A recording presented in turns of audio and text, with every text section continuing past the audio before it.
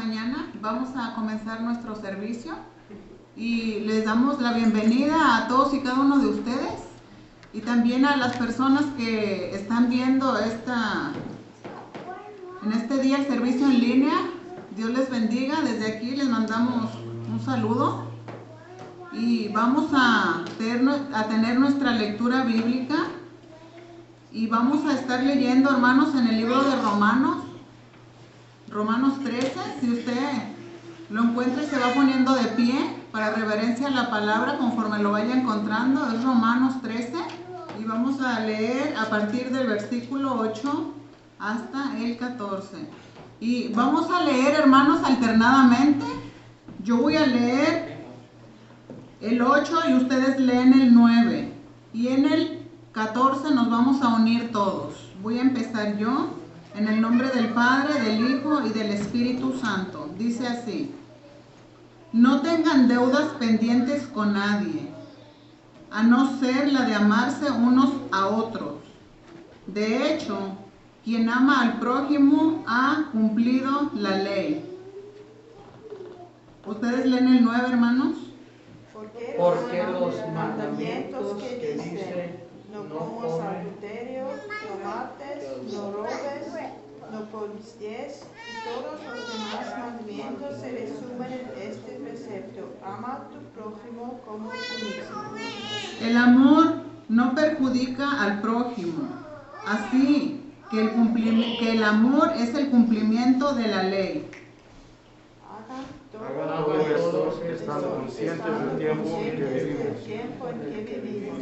Ya es hora de que despierten del sueño, pues nuestra salvación está ahora más cerca que cuando inicialmente creímos. La noche está muy avanzada y ya se acerca el día. Por eso dejemos a un lado las obras de la oscuridad y pongámonos la armadura de la luz. Vivamos decentemente, como a la luz del día, no en orgías ni borracheras, ni en inmoralidad sexual, ni libertad, ni en disensiones y envidias. Lean conmigo, hermanos, el 14. Más bien, revístanse ustedes del Señor Jesucristo y no se preocupen por satisfacer los deseos de la naturaleza pecaminosa. Bendita sea la palabra del Señor. Vamos a orar y vamos a poner este servicio en manos de nuestro Señor Jesucristo, que sea su Santo Espíritu el que nos ministra a usted, a mí, en esta mañana. Padre, te damos gracias, Señor, porque tú nos has traído en esta mañana con un propósito, Señor, con el propósito de adorarte, de bendecir tu precioso nombre. En esta mañana te damos la bienvenida, Espíritu Santo, porque tú eres el predicador por excelencia, Señor. Te damos gracias por tu sierva que trae la palabra, Señor, y te pedimos tu iglesia esté atenta, Señor, a tu voz, Señor, para poder escuchar tu voz, Señor, y cuando salgamos de aquí, ser hacedores de tu palabra. Bendice, Señor, este servicio, Señor, en el poderoso nombre de nuestro Señor Jesucristo, Señor. Sabemos que estás aquí, Señor, y que tú nos hablarás en esta mañana. En el precioso nombre de nuestro Señor Jesucristo. Amén y amén. Dios les bendiga, hermanos. Pueden sentarse.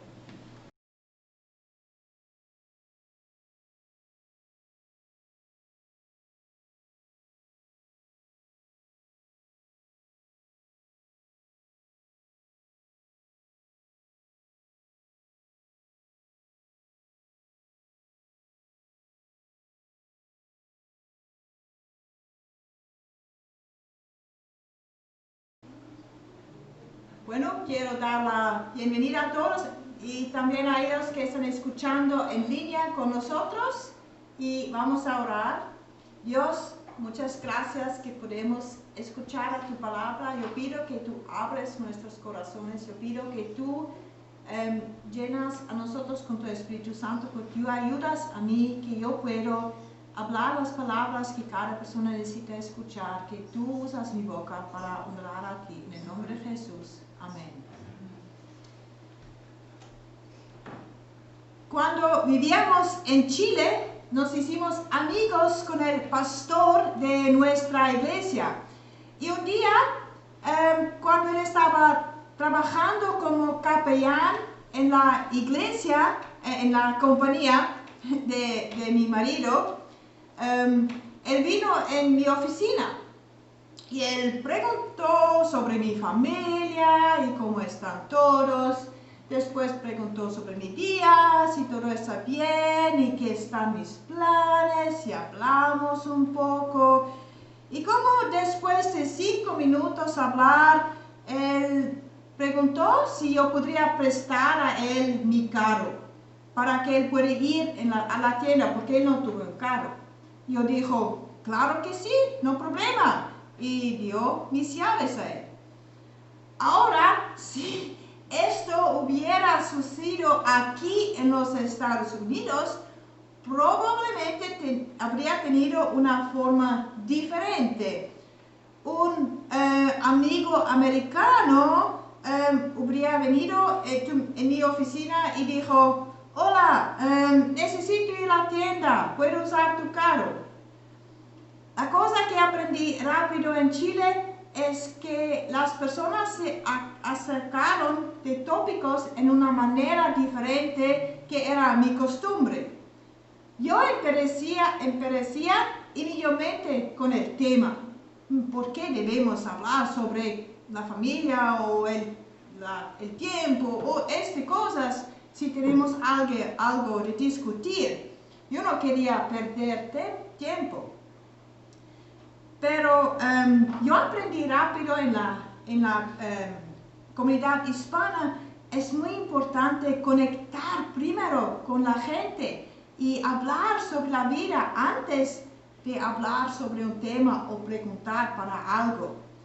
Y para mí me gusta yo traté de cambiar la forma como yo hablo con la gente. La cosa es que en diferentes culturas tenemos diferentes costumbres. Y lo mismo está cierto cuando miramos la forma en que se describe la vida de Jesús. En unas semanas vamos a celebrar Navidad y significa que celebramos el nacimiento de Jesús. Y por eso hace sentido que miramos más la vida de Jesús y cómo todo empezó. En la Biblia hay 4 descripciones de su vida. Nosotros los llamamos los evangelios. Y aquí voy a mostrar los primeros versículos o el primer versículo de los 4, pero no están en orden. Yo quiero saber si ustedes saben cuál viene de cuál evangelio. El primero comienzo del Evangelio de Cristo Jesús, el Hijo de Dios. ¿Usted sabe de cuál Evangelio este es? Hay 4. Mateo. Sí, no, Mateo. ¿Otra idea? Si no, Juan. ¿Cuál es la pregunta? Ok, vamos a el segundo. En el principio existía el verbo. Juan. Este es Juan, sí. Y el tercero, tabla genealógica de Jesucristo, hijo de David. Esta es Mateo, sí. Y el cuarto, ese es Lucas. Por eso el primero está Marcos. Aquí está en cómo está en la Biblia. En el orden correcto. Usted ve al principio de este libro, son muy diferentes los 4. Ellos describen todos la vida de Jesús, pero tienen diferentes estilos. Mateo inmediatamente empieza con la genealogía y Marco hace una bonita introducción al tópico. Lucas describe primero cómo él colectó y toda su información. Y el cuarto está Juan. Juan es el escritor diferente. Su evangelio es muy diferente de los otros 3.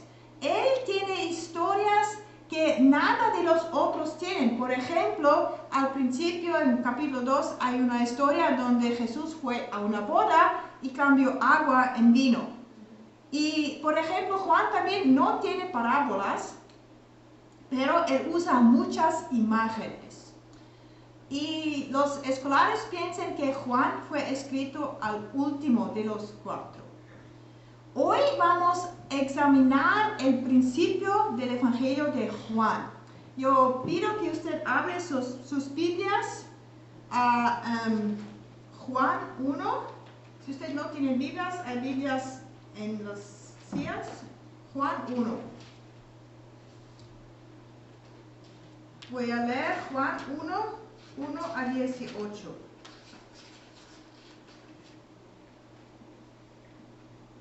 En el principio ya existía el Verbo, y el Verbo estaba con Dios, y el Verbo era Dios. Él estaba con Dios en el principio. Por medio de Él, todas las cosas fueron creadas. Sin Él, nada de lo creado llegó a existir. En Él estaba la vida, y la vida era la luz de la humanidad. Esta luz resplandece en las tinieblas. Las tinieblas no han podido extinguirla. Vino un hombre llamado Juan. Dios lo envió como testigo para dar testimonio de la luz, a fin de que por medio de él todos creyeran. Juan no era la luz, sino que vino para dar testimonio de la luz. Esa luz verdadera, la que alumbra a todo ser humano, venía a este mundo. El que era la luz ya estaba en el mundo, y el mundo fue creado por medio de él, pero el mundo no le reconoció. Vino a lo que era suyo, pero los suyos no lo recibieron. Mas a cuantos lo recibieron, a los que creen en su nombre, les dio el derecho de ser hijos de Dios. Estos no nacen de la sangre ni por deseos naturales ni por voluntad humana, sino que nacen de Dios. Y el Verbo se hizo hombre y habitó entre nosotros, y hemos contemplado su gloria, la gloria que corresponde al Hijo unigénito del Padre, lleno de gracia y de verdad. Juan dio testimonio de él, y a voz en cuello proclamó: este es aquel de quien yo decía, el que viene después de mí es superior a mí, porque existía antes de yo. De su plenitud todos hemos recibido gracia sobre gracia, pues la ley fue dada por medio de Moisés, mientras que la gracia y la verdad nos han llegado por medio de Jesucristo. A Dios nadie lo ha visto nunca. El Hijo unigénito, que es Dios y que vive en unión íntima con el Padre, nos lo ha dado a conocer. Amén.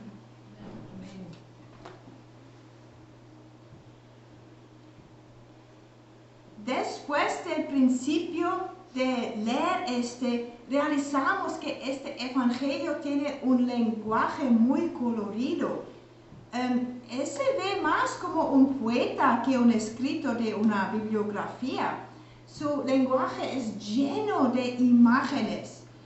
Y cuando leí se ve un poco que era una mezclada de un poema y una información. Y la verdad es que unos escolares creen que Juan usó palabras de un himno cristiano para el principio y lo mezcló con una información. Este evangelio empezó con las palabras: en el principio ya existía el Verbo, y el Verbo estaba con Dios, y el Verbo era Dios. Posiblemente suene un poco extraño. ¿Qué Dios hace conocer con gramática? En nuestro español contemporáneo, verbo significa una palabra de acción. Pero en el griego, aquí es la palabra por verbo, es logos. Y logos normalmente está traducido con palabra. Palabra es una imagen para Cristo. Incluso si el nombre Cristo no está mencionado hasta el versículo 17, todo este pasaje se trata de quién Cristo es y de unas de sus características. Es un pasaje muy rico, muy profundo. Yo quiero animar a usted para leer esta semana y aprender más, porque yo no puedo hablar de todo lo que está en este pasaje, porque es mucho. Hoy yo voy a examinar 4 aspectos de Jesús: su preeminencia, su divinidad, su ser luz y su encarnación. Y usted podría pensar, se suena como una lección en teología. Voy a dar un poco de teología, pero va a también ser mucho que usted puede usar para crecer en su vida personal. Va a ser también muy práctica.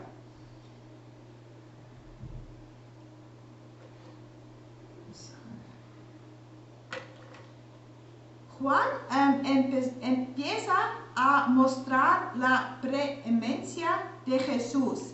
Este significa que Jesús era aquí antes que había algo otro. Leemos de nuevo versículo 1 y 2.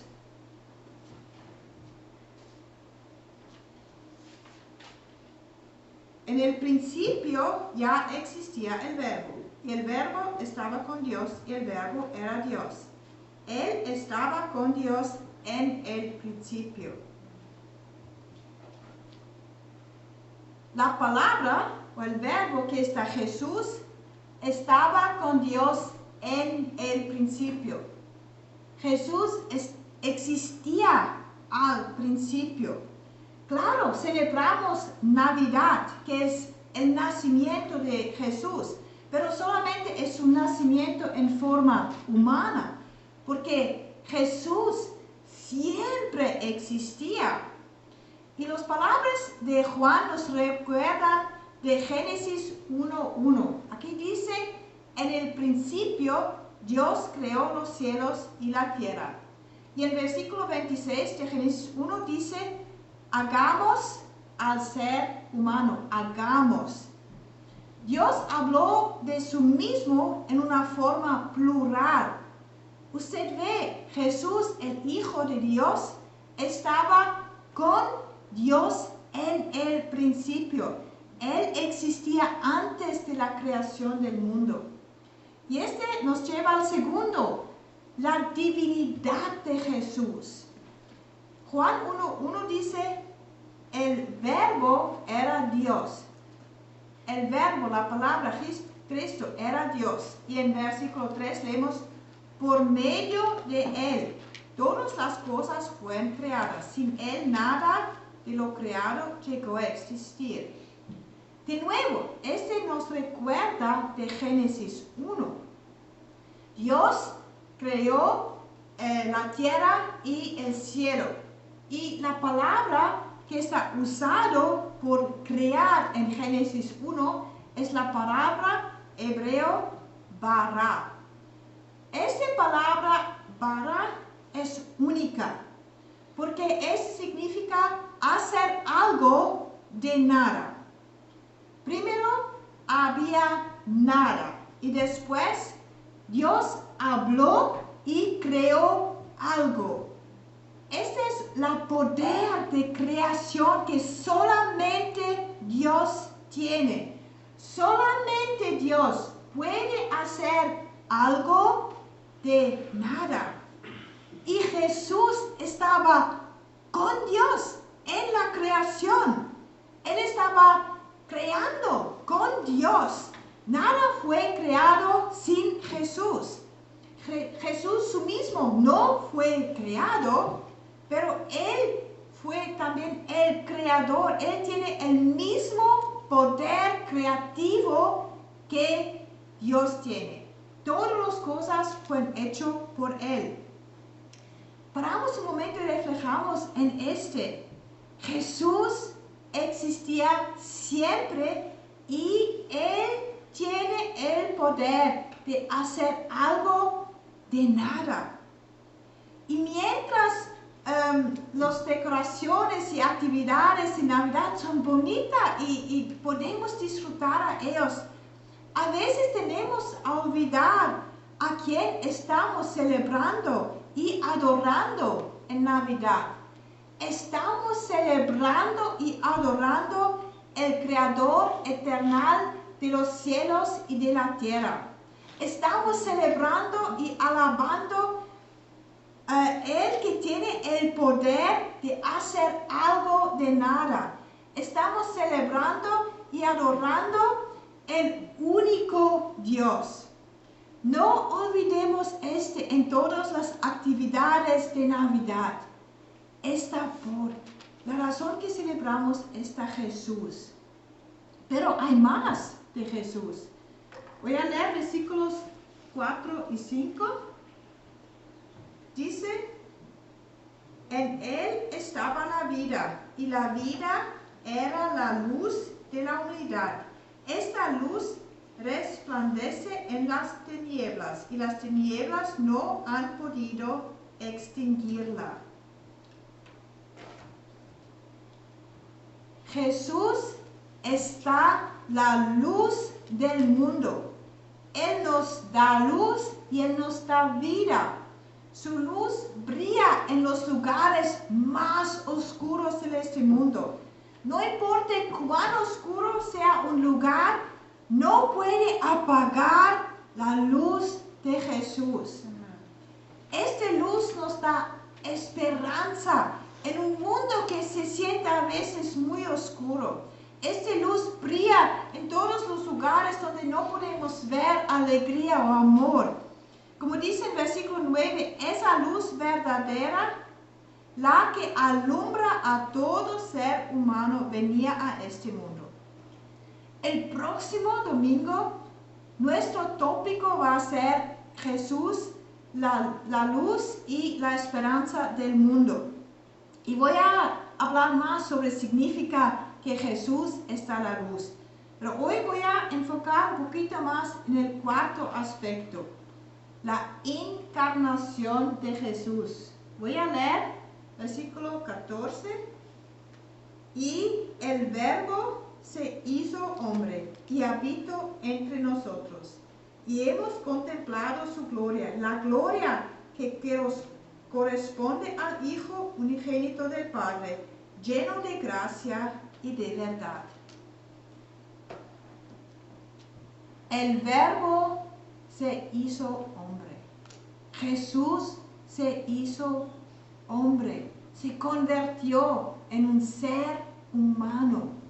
Recordamos, Jesús siempre estaba aquí. Cuando celebramos su nacimiento, celebramos que Él se convirtió en un ser humano, como nosotros somos seres humanos. Él no era con los otros niños. Normalmente cuando un niño se nace, es la primera vez que está en el mundo.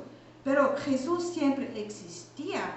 Y cuando celebramos su nacimiento, celebramos su encarnación.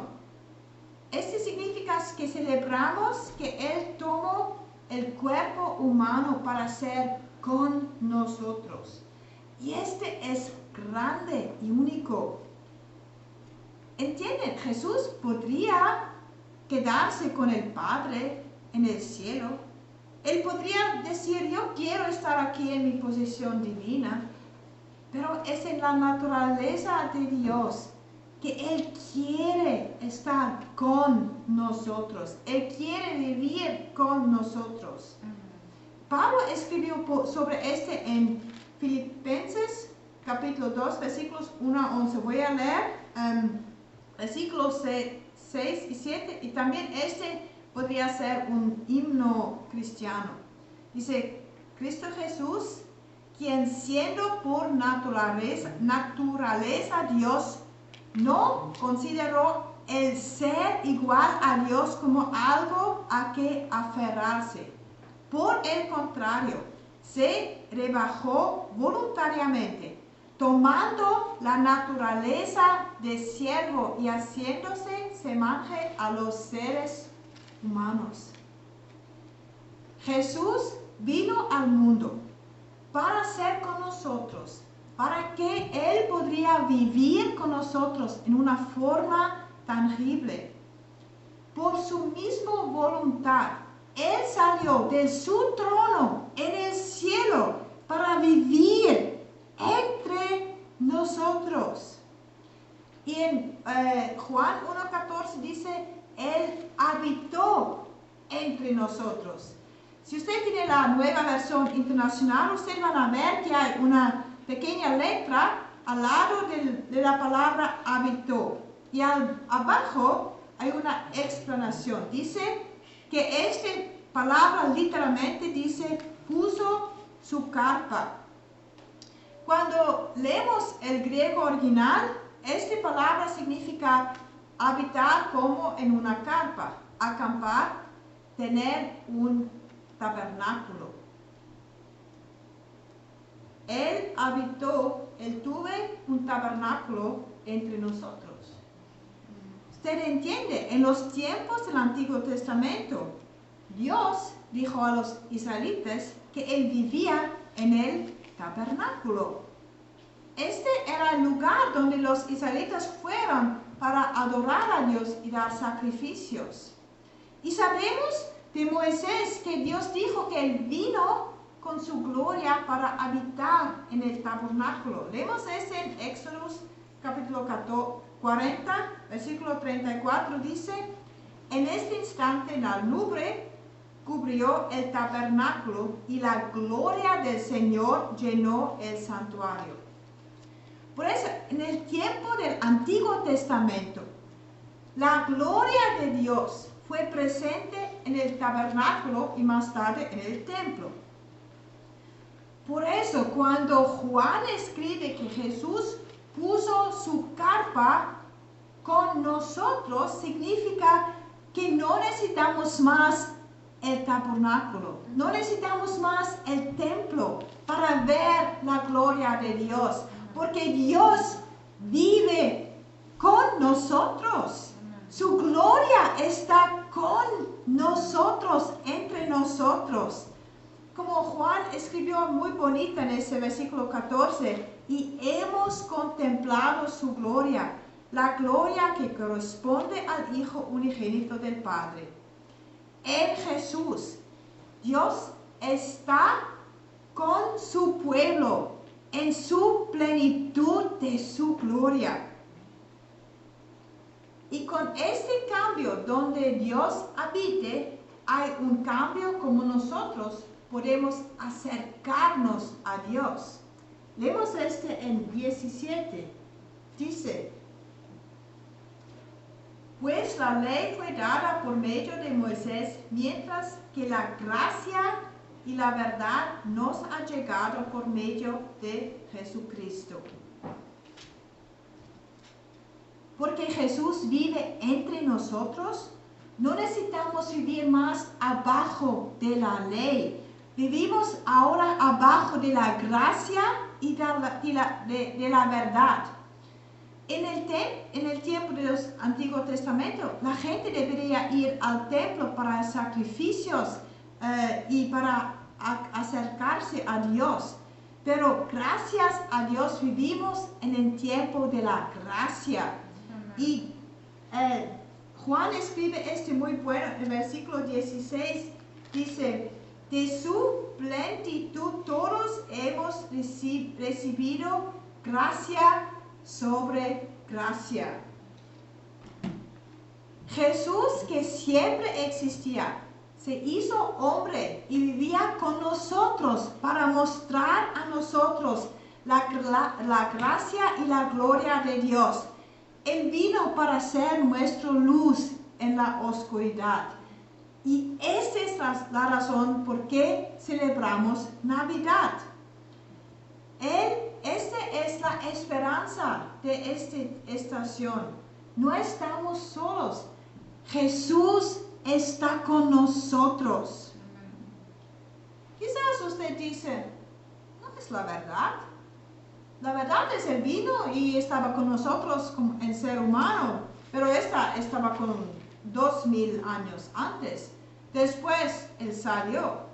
Todo lo que tenemos es la memoria de Él y las historias en la Biblia. Hermanos y hermanas, quiero decirles que no es todo que tenemos de Él. La verdad es sí, no tenemos más Jesús como ser humano con nosotros, Pero tenemos más de este. Tenemos el Espíritu Santo que habita en nosotros. Jesús dijo a sus discípulos que está mejor que Él sale de este mundo, que puede venir el Espíritu Santo.